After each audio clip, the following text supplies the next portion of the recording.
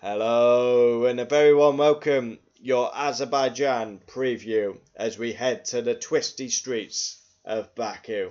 The massive long straight with plenty of overtaking opportunity, and then we've got a couple of long straights. And then we get into the twisty section, up through the castle. Baku, this could be the chance for Mclaren to win the Constructors. It's a matter of when, not if. Unpredictable, shock results, crazy carnage, safety cars aplenty, 51 laps and 2 DRS zones. Practices will be key. We'll see many go down the escape road. Famously, we had the F2 driver, Mavia, doing his 655 point turn.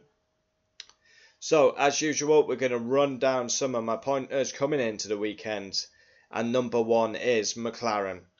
Time to get the Constructors. It's a matter of when, not if. They've dominated the 2025 season. And Mclaren can win the Constructors this weekend. At the minute, McLaren are the best team. So, that will be well deserved. Crazy to think of the turnaround from the painful Honda where Alonso used to retire the car on purpose. Now going back-to-back Constructors. Incredible. Second on my list, can Red Bull repeat their Monza form? Max dominated 20 seconds, taking the piss, setting fastest laps, taking the piss out of McLaren for swapping their drivers, and he's been at Nordschleife just tickling with GTs and getting a permit. Incredible. Can Red Bull? It'd be interesting to see what Max can do here.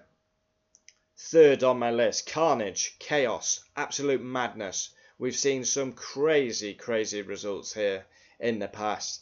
Daniel Ricciardo with his double dive bomb, Lance Stroll on the podium, Bottas overtaking Lance Stroll on the line, Charles Leclerc smashing it into the castle. I am stupid.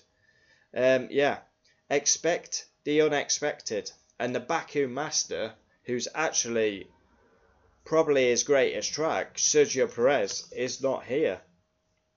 Fourth on the list, this is a big one. Kimi Antonelli needs to step up and find his bollocks.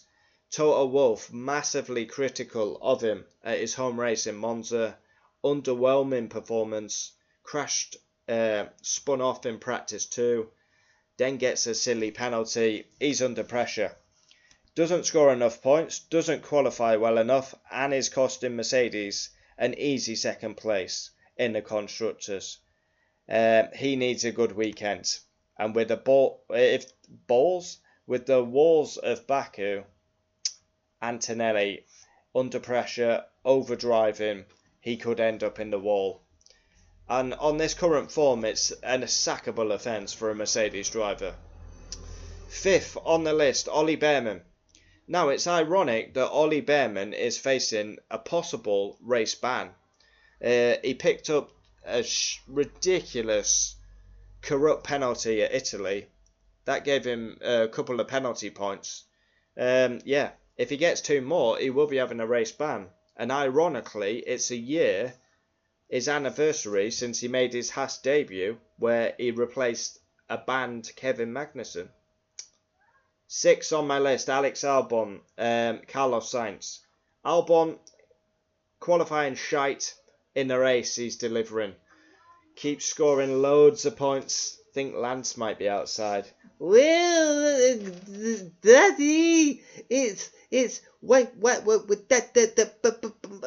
Baku. I've got good history here, Daddy. I stood on the podium. That's the one. Fucking hell, Daddy. Get your legs up in the air on your back.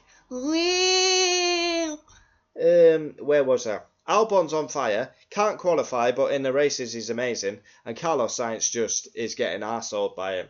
7th on the list, Nico Hülkenberg. Needs to pick up his qualifying form because it's simply unacceptable. To be getting battered by a rookie in qualifying is not acceptable for the Hulk. He needs to find his qualifying pace from 2024. 8th on my list, I've got it written down. I don't know why because it's Ferrari, but Leclerc. He's got like crazy history at this circuit. Can he?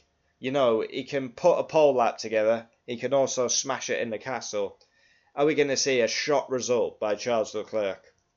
And ninth on my list, Fernando Alonso. Can he finally have some luck?